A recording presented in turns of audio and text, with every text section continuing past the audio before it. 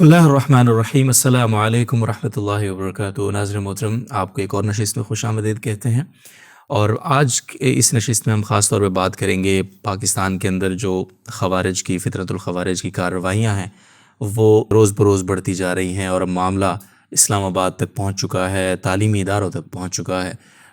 یہ خطرہ کتنا بڑا ہے اور اس میں پڑوسی ممالک کا کتنا بڑا کردار ہے، اور جو لوگ اب تک اپنے پڑوسی ممالک کو مارجن دینے کی کوشش کر رہے ہیں وہ کس خوش فہمی کی بنیاد پہ یہ کر رہے ہیں، اور ان کو حقائق کو کس اینگل سے سمجھنا اور جاننا ان کے لیے ضروری ہے۔ یہ سارے موضوعات آج کی اس گفتگو میں انشاءاللہ آپ کے سامنے آئیں گے، خاص کر اس دہشت گردی کی فضا میں حکومت کی، ریاستی اداروں کی، علماء کرام کی، ہمارے پورے مذہبی طبقے کی کیا ذمہ داری بنتی ہے، اس کو بھی ہم سمجھنے کی کوشش کریں گے۔ ہمیں وقت حاصل ہے۔ سرپرست اعلیٰ جامعۃ الرشید حضرت مفتی عبدالرحیم صاحب، حضرت استاد صاحب دامت برکاتہم کا السلام علیکم ورحمۃ اللہ وبرکاتہ۔ وعلیکم السلام۔ جی بہت شکریہ حضرت وقت کے لیے۔ پہلا سوال، ابھی اسلام آباد کی عدالت میں دھماکہ ہوا، اور اس سے پہلے وانا کے کیڈٹ کالج پہ دہشت گردوں کا بڑا بزدلانہ حملہ ہوا، اور بہت بڑی مشکل سے وہ ریسکیو آپریشن وہاں پہ مکمل کیا گیا۔ بیک آف کیمرہ آپ کے مجالس میں بیٹھنے کی توفیق ہوتی ہے تو وہاں آپ سے سنا ہے کہ یہ فتنۃ الخوارج کا جو اگلا ٹارگٹ ہے وہ اب اسلام آباد ہے، اور وہ یہاں پہ اپنے ٹارگٹس کریں گے، اور جس کا ایک عملی منظر ہم نے دیکھا اسلام آباد میں، بڑا افسوسناک واقعہ ہوا، کوئی درجن بھر لوگ وہاں پہ شہید ہوئے۔ تو یہ جو اسلام آباد تک ان کی پہنچ ہے، یہ کس پلاننگ کا حصہ ہے، اور یہ جو نئی لہر ہے یہ کتنا بڑا خطرہ ہے پاکستان کے لیے؟ بسم اللہ الرحمن الرحیم۔ 3 سال تک تو میں بھی شریک رہا مذاکرات میں، بہت ساری ملاقاتیں ہوئیں۔ وہ 3 سال مسلسل کوششوں کے بعد مجھے اندازہ ہوا کہ جو ہم کہتے ہیں کہ ٹی ٹی پی ہم سے لڑ رہی ہے یا بی ایل اے ہم سے لڑ رہی ہے، تو میں اس نتیجے پر پہنچا کہ یہ بی ایل اے اور ٹی ٹی پی یہ پراکسی ہے افغان طالبان کی، جی اور افغان طالبان کو جو سپورٹ مل رہی ہے وہ یہود و ہنود کی۔ اس کے بہت سارے شواہد اب سامنے آ گئے ہیں۔ یہ باقاعدہ ایک جنگ ہے، مشرق کی طرف سے بھی اس کی کوششیں ہو رہی ہیں اور مغرب کی طرف سے بھی۔ اگر اس کو ہم جنگ نہیں سمجھیں گے تو ہم اس کو نہیں لڑ سکیں گے۔ اس کو تو سب سے پہلے اس بات کی ضرورت ہے کہ یہ حالت جنگ ہے، اور جنگ ہم پہ مسلط کی جا رہی ہے ہمارے ایٹمی پروگرام کو، ہمارے معاشی طور پہ جتنے ہمارے پاس مواقع ہیں ان کو نقصان پہنچانے کے لیے۔ تو میرے خیال میں اب یہ وقت آ گیا ہے کہ اب ہم سیدھی اور صاف بات کریں۔ جب بھی کسی سے جنگ ہو رہی ہوتی ہے تو اگر آپ اس جنگ کرنے والے ملک کو یا اس گروپ کو یا اس گروہ کو اگر آپ خود ہی اس کو فائدہ پہنچا رہے ہیں کہ آپ تو ٹھیک ہیں لیکن آپ کی سرزمین استعمال کر رہے ہیں، تو میرے خیال میں اس سے ہمیں نکل آنا چاہیے، اور ہمیں یہ حوصلہ ہونا چاہیے کہ ہم اپنے دین ایمان کے لحاظ سے، شریعت کے لحاظ سے، اپنے ملک اور ریاست کے حوالے سے، لوگوں کی جان مال عزت کے تحفظ کے حوالے سے، اور یہود و ہنود کی سازشوں کو رد کرنے کے لیے ہمارے اتنا حوصلہ ہونا چاہیے کہ ہم اپنے ملزم کو ملزم کہہ سکیں، ہم اپنے قاتل کو قاتل کہہ سکیں، اور اپنے دشمنوں کو ہم دشمن سمجھ سکیں، ان کی نشاندہی کر سکیں۔ اگر ہمارے اندر ابھی تک بھی یہ حوصلہ نہیں ہے کہ ہم جو اصل لوگ جو ہم سے لڑ رہے ہیں ان کو ہم مسلسل فائدہ پہنچا رہے ہیں، تو کیسے اس جنگ کو لڑیں گے؟ تو پہلی میری درخواست اس میں یہ ہے، ہمارے ادارے ہیں، ہماری حکومت ہے، ہمارے علماء کرام ہیں، مدارس کے حضرات ہیں، کہ وہ اس شش و پن کی کیفیت سے نکلیں، اور جو حقیقت ہے وہ حقیقت ہے۔ اور حقیقت یہ کہ اتنی بڑی جنگ بغیر کسی ملک کی براہ راست ان کی قیادت کے بغیر ممکن نہیں ہے۔ تو خاص طور پہ ہمارے جو علماء کرام ہیں، مذہبی جماعتوں کے لوگ ہیں، وہ ان کی ذمہ داری بنتی ہے کہ اس وقت میں اپنی ذمہ داری ادا کریں، اور جس بڑے پیمانے پر لوگوں کو نقصان ہو رہا ہے، ملک کو نقصان ہو رہا ہے، اور اس کا نتیجہ پھر مدارس کو اور مذہب کو، اسلام کو، اسلامائزیشن کو نقصان ہوگا، تو اس سے پہلے کہ یہ نقصان ہمیں ہو، ہمیں ایک بات صاف طور پہ کر لینی چاہیے۔ پہلی بات تو اس میں یہ ہے۔ دوسری بات یہ کہ بہت اس کی معلومات کابل سے، خوست سے، قندھار سے، جلال آباد سے، کنڑ سے اتنی تواتر کے ساتھ یہ معلومات پہنچی ہیں کہ شیخ ہبۃ اللہ صاحب نے جتنے بھی خودکش بمبار تھے مختلف کمانڈروں کے پاس، مختلف وزراء کے پاس، اور مختلف علاقوں میں، چاہے وہ خوست میں تھے، چاہے وہ کابل میں تھے، چاہے وہ جلال آباد میں تھے، ان سب کو انہوں نے قندھار میں بلا لیا ہے۔ اور ان کی تعداد کتنی ہے؟ تو کم از کم 700 خودکش بمبار ہیں۔ تو اس وقت براہ راست شیخ ہبت اللہ اور ان کا آفس دیکھ رہا ہے اس کو، اور انہوں نے 120 خودکش بمباروں کو کراچی کے لیے، اسلام آباد، پنڈی، لاہور کے لیے بھیجا ہے انہوں نے، اور اس کی تصدیق مختلف طریقوں سے ہوئی ہے۔ تو اس لیے یہ جو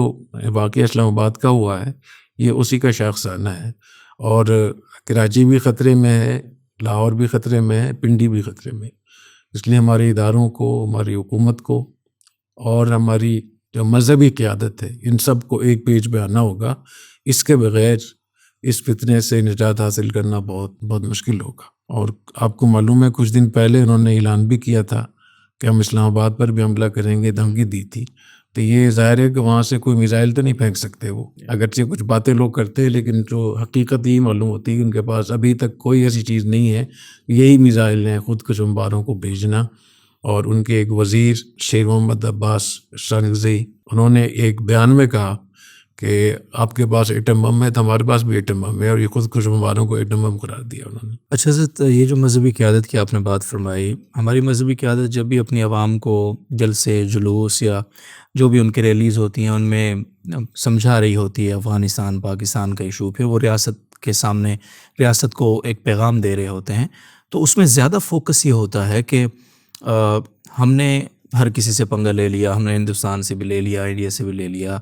آپ لوگ اپنے گریبان میں جھانکو، آپ لوگوں نے ماضی میں کیا کیا، وہ جو پورا ماضی ہے اس کو پھر وہ دہراتے ہیں۔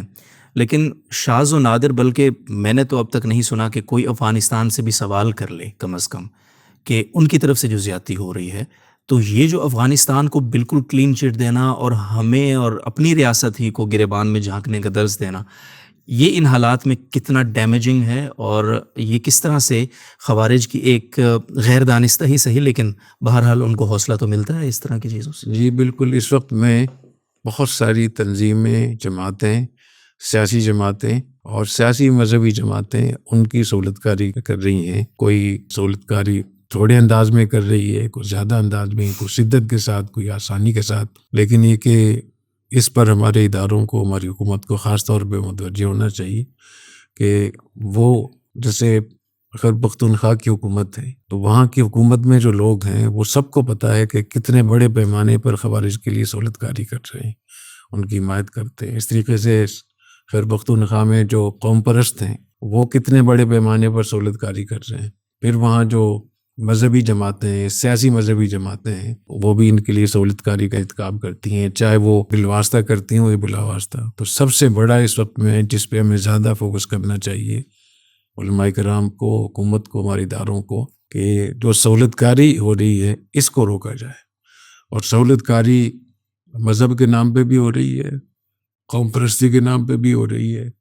اور خیبر پختونخوا اور بلوچستان میں بہت ساری بیوروکریسی کے لوگ ہیں، حکومت سے وابستہ لوگ ہیں، وہ بھی ان کو سہولت کاری کا ارتکاب کر رہے ہیں۔ اور میرے خیال ان سب کو دیکھنا چاہیے، اور تینوں اس وقت میں 3 ایسے طبقات ہیں جن کو ایک پیج پہ آنا چاہیے۔ اس میں سب سے زیادہ جو ذمہ داری علماء کرام کی بنتی ہے، پھر جو ادارے ہیں اور جو حکومت ہے ہماری، تو تینوں کو ایک پیج پہ آنا چاہیے۔ اور یہ جنگ ہے،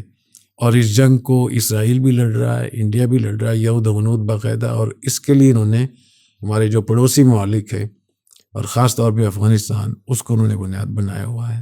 اور میری اطلاعات یہ ہیں کہ ایران سے بہت ساری چیزیں رک گئی ہیں، لیکن ایران میں جو لوگ وہاں بی ایل اے کو سپورٹ کر رہے تھے وہ بھی اب افغانستان کے تھرو کر رہے ہیں اس کو۔ اچھا سے، تو ابھی دہلی میں ایک بلاسٹ ہوا ہے کچھ عرصہ پہلے، ہمارے افواج پاکستان کے ترجمان انہوں نے ایک پریس کانفرنس کی، تو اس میں بھی انہوں نے اس بات کا، اس خدشے کا اظہار کیا تھا کہ جس طرح پلوامہ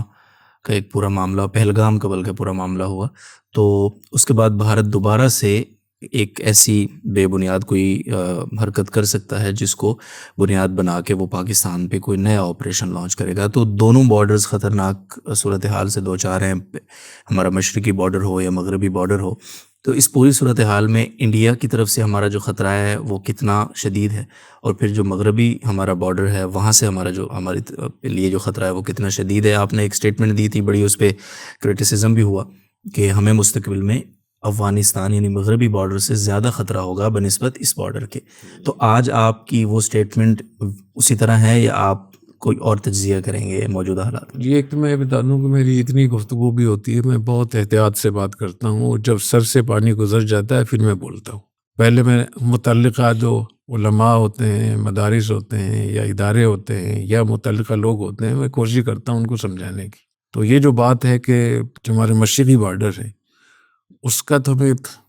ظاہر ہے کہ اتنی مدت سے ہمارے تجربہ ہے، وہاں سے اتنا ہمیں نقصان نہیں ہو سکتا. اور 10 مئی کو جو کچھ ہوا دنیا نے دیکھا اس کو. تو ان کے پاس سب سے بڑا ذریعہ یہ ہے کہ وہ افغانستان ایران کے ذریعے سے ہمیں نقصان پہنچائیں. اس سے پہلے بھی جب یہ 4 مئی کو افغانستان سے 300 حملہ آوروں نے تشکیل کی، جو افغانستان کی عبوری حکومت نے باقاعدہ ان کی تشکیل کی تھی، اور میری معلومات یہ ہیں کہ باقاعدہ انڈیا اور طالبان کی حکومت نے آپس میں مل کر مشورہ کیا تھا کہ پہلے افغانستان سے حملہ ہوگا اور خوارج وغیرہ کو اور BLA کو سے زیادہ حملے کروائے جائیں، اس کے ساتھ ساتھ پھر مشرق سے بھی حملہ ہوگا. ابھی جو کچھ آپ نے یہ دلی کا واقعہ بتایا، مجھے اس کی پوری معلومات نہیں ہے کہ دلی کا جو دھماکہ ہوا تھا یہ کوئی حملہ تھا یا کوئی حادثہ تھا، اور لیکن یہ کہ اس کے امکانات بالکل ہیں کہ جتنے بڑے پیمانے پر انڈیا اور افغان طالبان کی آپس میں دوستیاں ہو گئی ہیں، پیسے وہاں سے آ رہے ہیں، معاہدے ہو رہے ہیں، دفاعی معاہدے ہو رہے ہیں، ان کے ماہرین وہاں پہنچے ہوئے ہیں، بگرام پہ پہنچے ہوئے ہیں، کابل میں پہنچے ہوئے ہیں، قندھار میں پہنچے ہوئے ہیں، ڈیم بنانے کے لیے وہاں سے پیسے آ رہے ہیں، اور کتنے بڑے پیمانے پر. تو اس میں کوئی شک نہیں ہے. اور خاص طور پہ میں اپنے علماء کرام کو جہادی تنظیموں کی لیڈرشپ سے میں یہ کہوں گا کہ اتنی کھلی بات کہ جب وہاں کے وزیر خارجہ دلی میں بیٹھ کر کشمیر کو ہندوستان کا حصہ بتا دے تو اس کے بعد کیا گنجائش رہ جاتی ہے آپ لوگوں کے لیے. تو یہ جو آپ نے ابھی پوچھا ہے کہ اس کا دلی کا اس سے کیا تعلق ہے، تو اس کا مجھے بہت زیادہ اس کا اندیشہ ہے کہ اس سے زیادہ بہت کچھ ہو رہا ہوگا. اور ایک بات، بہت اہم بات میرے ذہن میں یہ بھی آتی ہے جو میں اپنے ریاست کو خاص طور پہ متوجہ کرنا چاہوں گا کہ اس کے خدشات بہت زیادہ موجود ہیں کہ جو TTP ہے یا جو متعلقہ گروہ ہیں ان میں بہت سارے وہ لوگ بھی ہیں جو مختلف تنظیموں سے، جہادی تنظیموں سے تعلق رکھتے ہیں، اور ان کی سوچ وہ ہندوستان کے بارے میں یہی ہے کہ ہندوستان کو ہمیں کوئی نقصان پہنچانا چاہیے، کشمیریوں کو بدلہ لینا چاہیے. تو TTA اور TTP، افغان طالبان اور TTP اور BLA، ان کے تھرو اس کے بہت زیادہ امکانات موجود ہیں کہ کابل کے ذریعے سے ایسے لوگوں کو دلی منتقل کیا جائے ہوائی جہاز کے ذریعے سے. اس میں کہیں بیچ میں نہ پاکستان آئے گا، نہ آزاد کشمیر آئے گا، نہ ہماری بارڈر آئے گی، اور وہیں سے ان سے ایسے کام کروائے جائیں، کوئی خودکش حملہ کہیں کروا دی جائے، کوئی اس قسم کے حوادث ہوں جس میں، تاکہ ہندوستان کو موقع ملے کہ پاکستان ہمارے ملک میں مداخلت کر رہا ہے تو پوری دنیا میں بدنام کرنے کا موقع ملے. تو ہمارے اداروں کو اس پر بھی نظر رکھنی چاہیے. جی اچھا حضرت، یہ جو علماء کرام کی ذمہ داری کی بات بہت ہوتی ہے، اور ظاہر ہے آپ کا اپنا ایک ادارہ ہے، ایک آپ کے پاس اسٹوڈنٹس ہیں، ہزاروں آپ کے پاس آؤٹس ہیں، آپ ان کو بھی ایڈریس کر رہے ہوتے ہیں ساتھ ساتھ. تو میں تھوڑا سا اس ذمہ داری کے حوالے سے آپ سے بڑا دو ٹوک پوچھنا چاہتا ہوں کہ علماء کرام کی، اہلیان مدارس کی، طلباء دین کی، دینی تنظیموں کی، یہ جو مذہبی طبقہ ہے پورا جس کا کوئی بھی رول ہے، ان کی ان حالات میں سب سے بنیادی اور اہم ذمہ داری اگر ہے تو وہ کیا ہے؟ سب سے بڑی ذمہ داری اس وقت میں یہ ہے کہ جو حملہ آور ہیں، چاہے وہ خود کش بمبار ہوں یا افغانستان کے طالبان ہوں یا TTP کے لوگ ہیں، ان کی جو مائنڈ سیٹ ہے، جو ان کے نظریات ہے کہ وہ پاکستان کی حکومت کو، پاکستان کے جو ججز ہیں، وہ کلا ہیں، فوج ہے، ان کو وہ لوگ مرتد سمجھتے ہیں، طاغوت سمجھتے ہیں، اور کسی بھی اسلامی ریاست کو جو اسلام کے نام پہ بنی ہو تو اس کو وہ مرتد کہنے کے بعد اس کو بھی دارالحرب قرار دیتے ہیں. یہ چونکہ سارا ایک مذہبی مسئلہ ہے اور شریعت کے اور مذہب کے نام پہ سب کچھ ہو رہا ہے، تو ہمارے علماء کرام اور مفتی حضرات، جتنے بھی ہمارے حضرات ہیں، چاہے وفاق المدارس کے حضرات ہوں، چاہے جمعیت علماء اسلام کے حضرات ہوں، چاہے ہماری خانقاہیں ہوں، چاہے ہمارے تعلیمی ادارے ہوں، یا ہماری مذہبی تنظیمیں ہوں، یا جہادی تنظیموں کے پرانے لوگ ہیں، ان سب کا یہ فرض بنتا ہے کہ وہ اس کو شناخت کریں، اور جو جہاں سے بھی سہولت کاری ہو رہی ہے، سہولت کاری روکیں. بنیادی طور پہ سہولت کاری کیسے ہو رہی ہے؟ نظریاتی لحاظ سے. ابھی بھی بہت سارے لوگ ایسے ہیں جو فوجیوں کو شہید نہیں کہتے، تو ابھی تک بھی اگر ان کو یہ خیال یہ ہے تو یہ نظریاتی سپورٹ ہے نا، ان کو نظریاتی سہولت کاری ہو رہی ہے. دوسری بات ہے کہ اتنے بڑے پیمانے پر جو حملے ہو رہے ہیں، یہ ممکن ہی نہیں ہے کہ بغیر مقامی سہولت کاری کی جو حملہ ہوتا ہے اس کے لیے مہینوں اس کی تیاری ہوتی ہے، اس کی ریکی ہوتی ہے، حملہ آوروں کو جگہ چاہیے ہوتی ہے، روپوشی کے لیے جگہ چاہیے ہوتی ہے، ان کو پیسے چاہیے ہوتے ہیں، ان کو حوصلہ افزائی چاہیے ہوتی ہے، ان کو فتویٰ چاہیے ہوتا ہے. تو یہ چیز ہمارے ملک میں ایسی ہو رہی ہیں. اور اب جب کہ یہ بات واضح ہو گئی ہے کہ افغان طالبان باقاعدہ اس میں ملوث، اور میں پھر اس بات کو دہراؤں گا کہ اس وقت میں شیخ ہبۃ اللہ ہم سے لڑ رہا ہے. شیخ ہبۃ اللہ نے تمام خودکش بمباروں کو اپنے پاس جمع کر کے اور 2-3 جگہوں میں ان کو رکھا ہوا ہے، وہاں سے وہ بھیج رہے ہیں. اور اتنی بڑی جنگ یہ ہو ہی نہیں سکتا کہ مقامی طور پہ ہو. آخر اتنا اسلحہ اور اتنے بڑے بڑے ان کے پاس وہ چیزیں آئی ہوئی ہیں، یہ کیسے ہو سکتا ہے؟ تو باقاعدہ وہاں ان کے معسکرات ہیں، ٹریننگ سینٹر ہیں، وہاں ان کی شیخ ہبۃ اللہ کی جو حکومت ہے باقاعدہ ان کے لیے ماہانہ دیا جاتا ہے، ان کے لیے رہائشیں دی جاتی ہیں، اسلحہ، گاڑیاں، اور ایک بڑے پیمانے پر پوری جنگ ہے جو وہاں سے برپا کی ہوئی ہے. اور میں اپنی ریاستی اداروں سے بھی یہ درخواست کروں گا، حکومت سے بھی، کہ وہ تمام شواہد پاکستان کی میڈیا پہ لے کر آئے. آخر کس مقصد کے لیے رکھا ہوا ہے؟ وہ سارے شواہد آپ پیش کریں کہ ہم سے کون لڑ رہا ہے. اور یہ جو ہیں بی ایل اے والے لوگ ہیں، ٹی ٹی پی کے لوگ ہیں، اتحاد المجاہدین، یہ تو ان کے لیے ان کے سپاہی ہیں. تو جو سپاہی ہوتا ہے وہ ذمہ دار نہیں ہوتا، سپاہی کے پیچھے جو فوج ہوتی ہے، جو ملک ہوتا ہے، اصل ذمہ دار وہ ہے. تو ٹی ٹی پی کے لوگ ہوں یا بی ایل اے کے لوگ ہوں، یہ تو ان کے ہرکارے ہیں، یہ تو ان کے وہ جنگجو ہیں. اصل میں پیچھے سے کون ان کو بھیج رہا ہے؟ اور اب جس بڑے پیمانے پر افغان طالبان اس میں شامل ہو رہے ہیں، خود یہاں مارے جا رہے ہیں، ان کے کارڈ مل رہے ہیں، وزارت دفاع سے ان کو پیسہ مل رہا ہے، ان کا کارڈ بنا ہوا ہوتا ہے. اور بڑے بڑی سطح کے جو ان کے وزراء ہیں، گورنر ہیں، ان کے بھتیجے، بیٹے، بھانجے، وہ اس میں مارے جا رہے ہیں. ان کی لاشیں یہاں سے ان کو دی جا رہی ہیں. تو ان حالات میں پاکستان کے لیے، پاکستان کے علماء کے لیے، پاکستان کے افواج کے لیے، پاکستان کے عوام کے لیے، پاکستان کی میڈیا کے لیے اس کی قطعاً گنجائش نہیں ہے کہ اب آپ لیوا پوتی سے کام کریں. اگر کوئی فلسفیانہ بحث ہو جس کے تعلق ایک میز کے ساتھ ہے یا کتابت کے ساتھ ہے، کوئی کتاب آپ لکھ رہے ہیں، تو اس میں تو بہت ساری چیزیں چل سکتی ہیں. تو جنگ ہے، اور جنگ بھی وہ ہے جو ہم سے کئی گنا بڑے ملک نے ہم پر مسلط کی ہوئی ہے. اور پاکستان کا سب سے بڑا جو دشمن ہے وہ اسرائیل ہے. اور پاکستان کے جو جتنے بھی وہ ممالک ہیں، وہ ادارے ہیں جو پاکستان کے ایٹمی پروگرام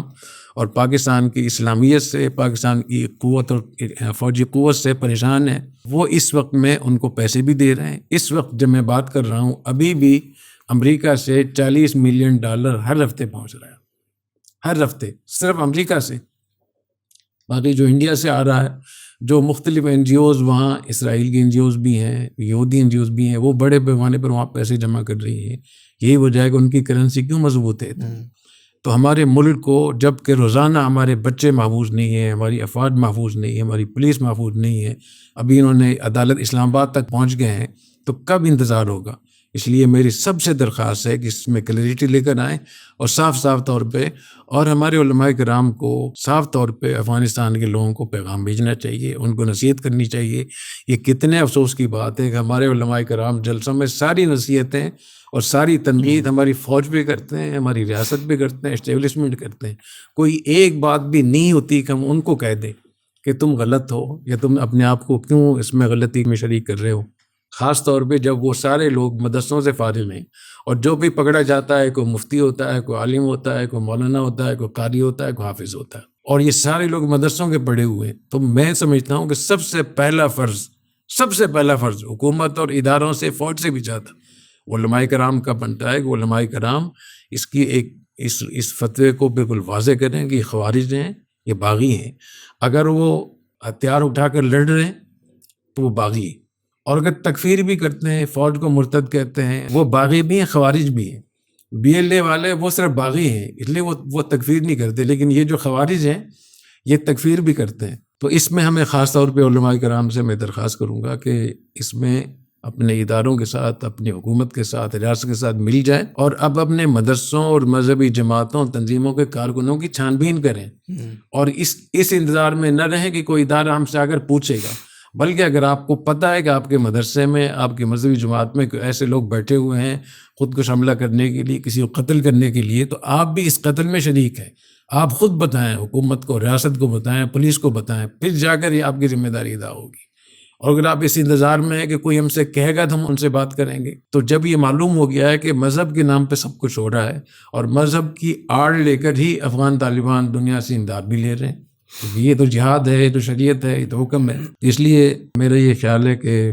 علماء کرام کو سب سے زیادہ اپنی ذمہ داری بھی اس کی ادا کرنی چاہیے، اور اپنے جو تعلیمی ادارے ہیں یا جو مذہبی تنظیمیں ہیں یا خانقاہ ہیں ان کا تذکیہ بھی کرنا چاہیے، جی تو نگرانی کرنی چاہیے کہ کون لوگ آ کر یہاں ٹھہرے ہوئے ہیں، کسی بھی مہمان کو ان دنوں میں ٹھہرنے نہ دیں قطعی طور پہ، اور اس کی پوری ان کے پاس ذمہ داری ہونی چاہیے کہ جو لوگ ٹھہرے ہوئے ہیں وہ واقعتاً طالب علم ہی ہیں، کیونکہ بہت ساری جگہوں میں کوئی اس کا انتظام ہی نہیں ہوتا، تو ظاہر ہے کہ وہاں سے اگر 120 شیخ ہبت اللہ نے خودکش بمبار بھیجے ہیں تو وہ 120 خودکش بمبار یہیں تو رہیں گے، مذہبی جماعتوں کے پاس ہی تو رہیں گے وہ، تو اس لیے خاص طور پہ اپنے علماء کرام کو، مذہبی جماعتوں کو اپنا فرض ادا کرنا چاہیے، اور جس دن ہم نے یہ کام شروع کر لیا، یعنی دو چیزیں اگر ہو گئیں، یا تو افغان طالبان ان کی سہولت کاری بند کر دیں اور ان کو مسلح کرنا بند کر دیں، تو پاکستان کی فوج، پاکستان کے ادارے ان کو یہاں تہس نہس کر دیں گے، یا پاکستان کے جو علماء کرام ہیں وہ اپنی ذمہ داری ادا، دونوں صورتوں میں ان کا خاتمہ ہو جائے گا۔ اور اگر افغانستان سے بھی ان کو سب کچھ مدد مل رہی ہے، ان کو بھیجا جا رہا ہے باقی کو، اور یہاں کے علماء کرام بھی خاموش ہوں گے، تو میں قرآن حدیث کی روح سے میں واضح طور پہ کہتا ہوں، سمجھتا ہوں کہ یہاں کے علماء کرام بھی اور جو لوگ اس میں خاموشی اختیار کی وہ بھی اس گناہ میں، اس قتل میں شریک ہوں۔ جی، ابھی آپ نے فرمایا کہ ہمارے مدارس ایک بار بتا دیں، یہ میں بات بہت مجبوری میں اگر کر رہا ہوں، جب میں دیکھ رہا ہوں کہ دنیا کی واحد اکلوتی ایٹمی ریاست، اسلامی ریاست جو حرمین شریفین کی بھی حفاظت کر رہی ہے، حرمین شریفین کی حکومت نے بھی ہماری افواج سے یہ وہ کیا ہے، اور پوری دنیا میں جتنی بڑی عالم اسلام کی فوجی طاقت ہے، اس کو نقصان پہنچانے کے لیے اس گھر کو آگ لگ گئی، گھر کے چراغ سے، جو ملک لا الہ الا اللہ کے نام پہ بنا تھا اس ملک کو لا الہ الا اللہ کے نام پہ ختم بھی کیا جا رہا ہے۔ اس لیے میں پھر ایک دفعہ درخواست کروں گا بہت معذرت کے ساتھ، اب بہت ہی مجبوری میں، کہ ہمارے علماء کرام کو، مفتی حضرات کو آگے آنا چاہیے، وفاق المدارس کو، جمعیت علماء اسلام کو، جتنی بھی ہماری خانقاہیں ہیں، جتنی ہماری مذہبی تنظیمیں ہیں، ان سب کو اپنی ذمہ داری ادا کرنی چاہیے۔ اگر یہ سب ایک بیچ پہ آ جائیں، ریاست کے ساتھ ہم اکٹھے کھڑے ہو جائیں اور ریاست کو تنبیہ بھی کریں جہاں بھی وہ غلط کام ہو، تو اس کا بہت آسانی سے علاج ہو جائے گا انشاءاللہ۔ اکثر حضرت آپ اپنے تجربے کی روشنی میں خطرات سے آگاہ بھی کرتے رہتے ہیں، وقتی طور پہ لوگ ان کا مذاق اڑاتے ہیں، بعد میں پھر لوگوں کو جب پڑتی ہے، ان کے سر پہ آ جاتی ہے کوئی چیز، تو پھر ان کو احساس ہوتا ہے کہ بات تو یہ ٹھیک تھی۔ ابھی جیسے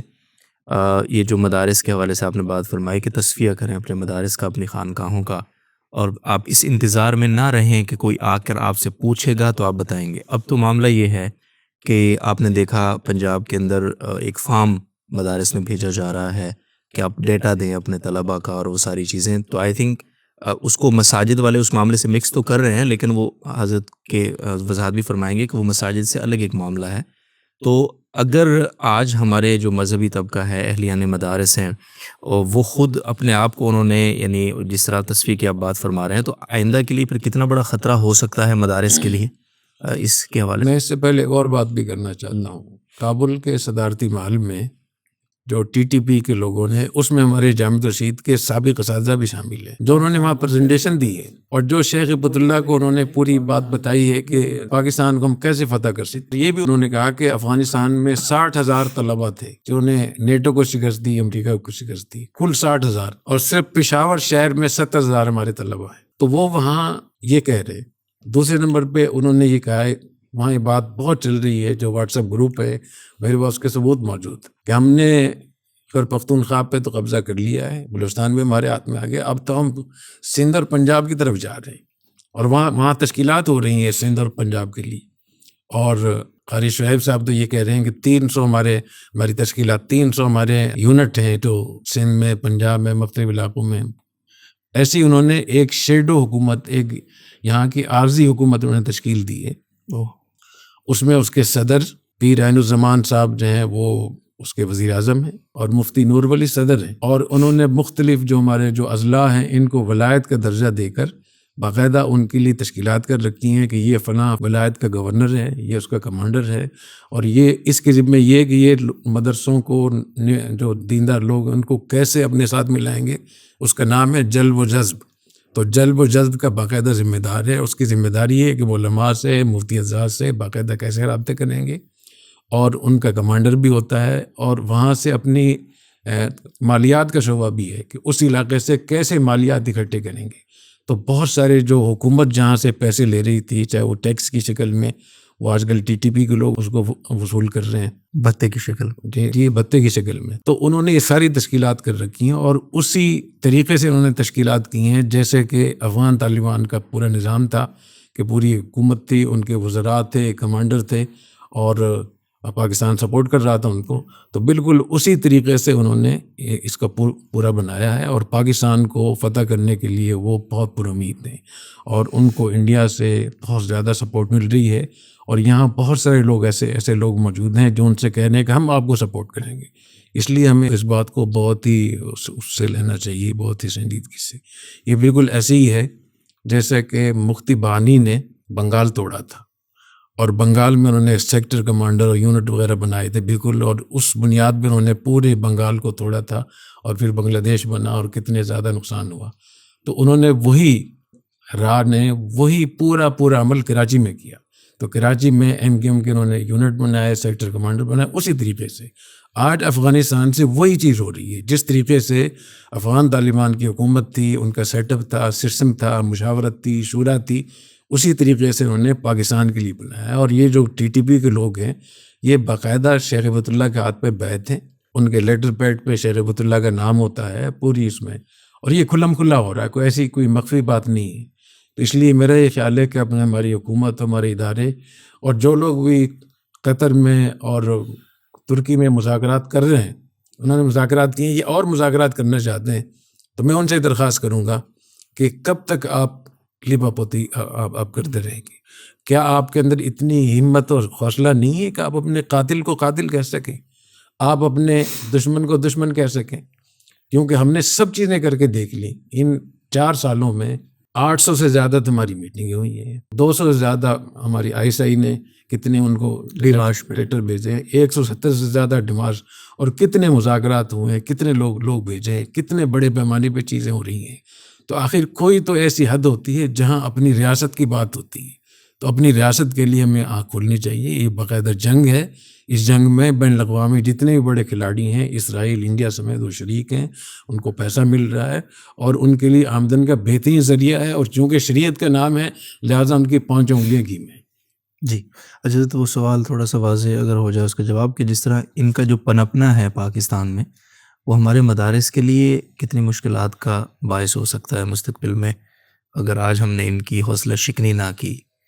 دیکھیں، ہمارے جو مدارس کے حضرات ہیں، میں یہ نہیں سمجھتا کہ مدارس کے حضرات ان کو سپورٹ کرتے ہیں. جو بھی مہتمم ہوتا ہے نا مدرسے کا،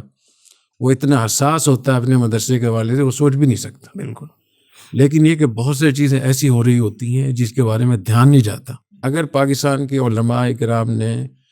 2009 میں 200 علماء کرام نے فتویٰ دیا تھا کہ یہ خروج ہے، ناجائز ہے، اور بڑے بڑے حضرات نے، حضرت شیخ الاسلام، حضرت مفتی تقی عثمانی دامت برکاتہم نے بار بار اس بات کا اظہار بھی کیا ہے. تو میرے خیال میں مدرسوں کو کوئی خطرہ نہیں ہے، بشرطے کہ ہم اپنے آپ کو وہ رکھیں اور اس میں اپنی ذمہ داری ہم ادا کریں. اور اگر اسی طریقے سے ہم خاموش رہیں گے، اور جو بھی لوگ گرفتار ہو رہے ہیں، پکڑے جا رہے ہیں، مارے جا رہے ہیں، ان کا کوئی نہ کوئی لنک مدرسوں سے، خانقاہوں سے نکلے گا، تو پھر اس کے امکانات بہت زیادہ موجود ہیں. اور میری اطلاع یہ ہے کہ اب چونکہ جنگ ہے باقاعدہ، اب ہماری حکومت اور ریاستی ادارے کسی کے ساتھ بھی کوئی نرمی نہیں کریں گے، اور اس کے مدارس کے حضرات کو خاص طور پہ متوجہ ہونا چاہیے، ہمارے مذہبی طبقے کو بھی، تاکہ دشمن کو اور سیکولر طبقے کو، پاکستان کی اسلامیت کو، پاکستان کی اتنی بڑی چیز کو، پوری دنیا میں پاکستان کی جن کی جو یہاں جو اسلام ہے، جو مسلمان یہاں جس سے رہ رہے ہیں، جو مدرسے ہیں، علماء ہیں، خانقاہیں ہیں، پوری دنیا میں کوئی اس کی مثال موجود نہیں ہے. خدا نخواستہ اس کو نقصان نہ ہو. اگر تھوڑی سی ہمارے ساتھ ہمت کر لیں گے تو میں نہیں سمجھتا کہ ہماری ریاست اور ریاستی ادارے خواہ کسی کی ذمہ لگے. جی ناظرین محترم، گفتگو آپ نے سماعت کی، اس میں ہمارے دینی مدارس کے لیے، مذہبی طبقے کے لیے عمومی طور پہ، اور خاص کر ہمارے علماء کرام کے لیے، دینی مذہبی سیاسی جماعتوں کے لیے بہت رہنما ہدایات بھی تھیں، اور جو خطرات ہیں مستقبل کے حوالے سے پاکستان کو جو درپیش ہیں، اور دن بدن وہ خطرہ بڑھ رہا ہے، اور کس بڑے پیمانے پہ تشکیلات ہو رہی ہیں، یہ بھی واضح ہوا، اور یہ بھی کہ ہمارا دشمن کون ہے. ہمیں کھل کر اس دشمن کو دشمن تو قاتل کو قاتل تو کہنا ہی چاہیے۔ تو اس گفتگو کے بعد یقیناً آپ کو بہت ساری رہنمائی ملی ہوگی، اگلی نشستیں ہماری ہوں گی انشاءاللہ۔ اور آپ کا کوئی سوال اس گفتگو کو سننے کے بعد ہے تو کامنٹس میں لکھیے، انشاءاللہ اس کو اگلی گفتگو میں انشاءاللہ ہم شامل کریں گے۔ تب تک کے لیے اجازت دیجیے، خیال رکھیے اپنا۔ السلام علیکم ورحمۃ اللہ۔